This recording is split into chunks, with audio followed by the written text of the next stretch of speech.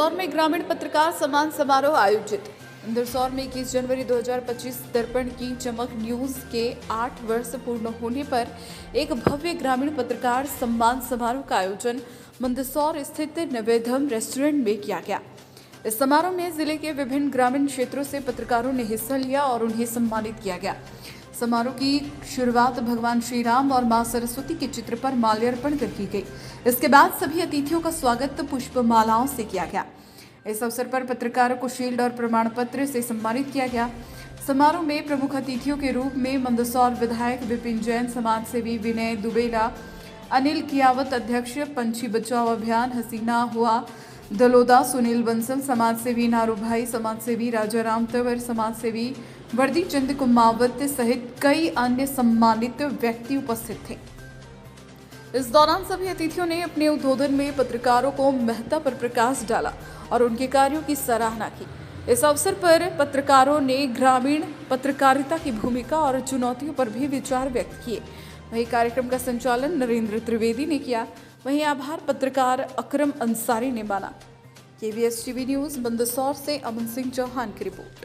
समारोह में फरदीन ने जो काम किया है, मम्मा शाह सब मेरे बहुत अच्छे ताल्लुकात थे और मुझे बहुत बाद में पता लगा कि उनका इंतकाल हो गया। निश्चित रूप से मैं उनको नमन करता हूँ।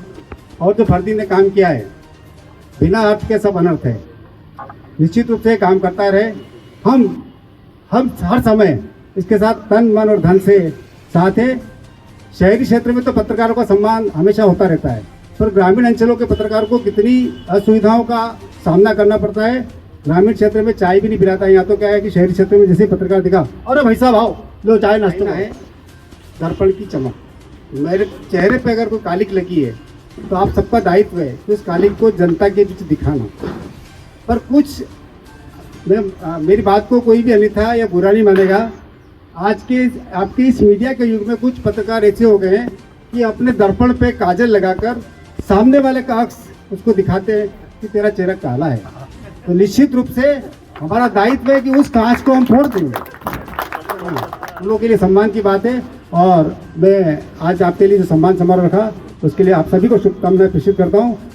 इस अवसर पर मैं आदरणीय विपिन जी जिनका एक और धन्यवाद अर्पित करूँगा कि आपने जिला चिकित्सालय के अंदर जो मरीज आते हैं, जो अटेंडर रहते हैं, उनको कंबल, चादर और दरी और बिस्तर की आवश्यकता होती थी, तो आपने निःशुल्क कराई है। पिछली बार कलेक्टर साहब से भी हमने बात करी थी कि कंबल बैंक के नाम से वहाँ पर एक इस प्रकार की व्यवस्था की जाए। करता है ऐसे ही पत्रकार जो है वो अपनी कलम के द्वारा पत्रकारिता करता है कि जो शब्द वो लिख रहा है इस समाज में छुपी बुराइयों को उजागर करने का और समस्याओं को उजागर करने का, वो जिस तथ्य तक जाता है और जो समस्याएं प्रकट करता है और प्रशासन, जिला प्रशासन और जनप्रतिनिधियों के माध्यम से उन समस्याओं को निराकरण करने का प्रयास करता है।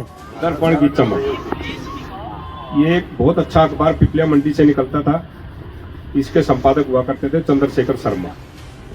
चंद्रशेखर शर्मा भी असमय काल का ग्रास हो गए। उसके बाद इसको आगे बढ़ाया दर्पण की चमक को मम्मा शाह ने। मम्मा शाह भी मेरे जैसे कम पढ़े लिखे थे, लेकिन उनमें योग्यता बहुत ज़्यादा थी, लगन बहुत ज़्यादा थी और लगन से आदमी कुछ भी कर सकता है। मैं आज भी आप लोगों को कहता हूँ, पढ़ाई से ज़्यादा इस पत्रकारिता में लगन की आवश्यकता होती। रस्सी पे एक लड़की चलती है, वो लड़की बिल्कुल अनपढ़ होती है। रस्सी पे वकील नहीं चल सकता क्योंकि उसकी प्रतिभा है, उसके प्रयास है, उसका अभ्यास है।